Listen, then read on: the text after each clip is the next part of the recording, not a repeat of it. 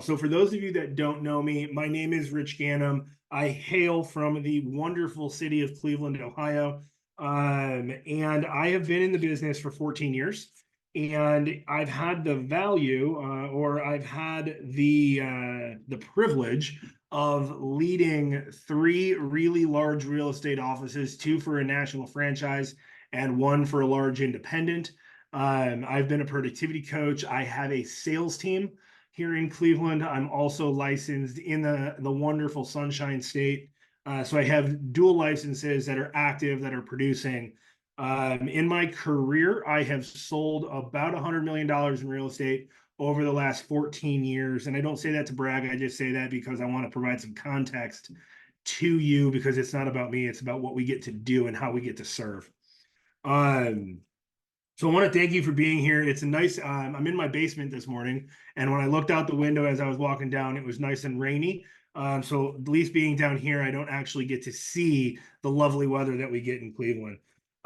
So you're going to need, for our call this morning, you're going to need something to write with and something to write on. Claire, I'm so incredibly jealous.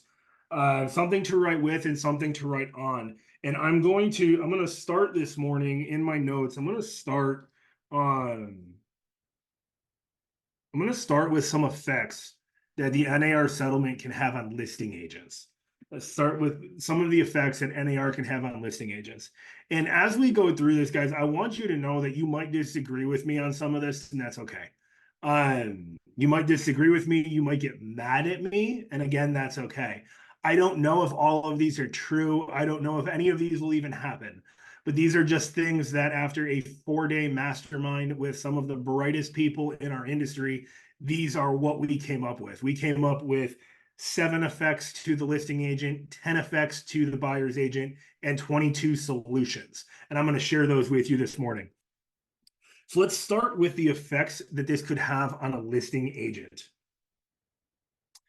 Number 1, more buyers will go directly to the listing agent. More buyers could go directly to the listing agent. Now, I say that to you because buying real estate could potentially turn into buying a car. Okay?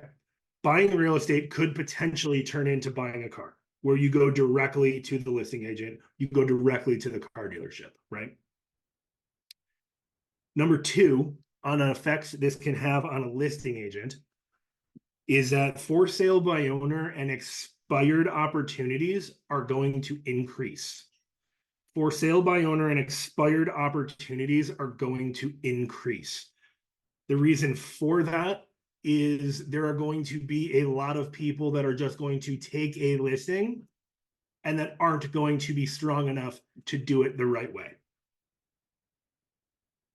Number 3 in the effects that this will have on a listing agent is your database deals will increase. As a strong listing agent, you will have the opportunity to pull more business from your database than you ever have before. The 4th effect that this could have on listing agents, and buyer's agents, be ready for this, you're not going to like it, is the listing agents will still have the influence over what buyer's agents get paid. Listing agents will still have influence over what the buyer's agents will get paid. Let me explain. If I am sitting as a listing agent and I have 2 offers, and one is from a brand new agent and one is from an experienced agent that I've worked with before, and I'm in control of how the seller is going to operate this, who might get offered more money? That's my point.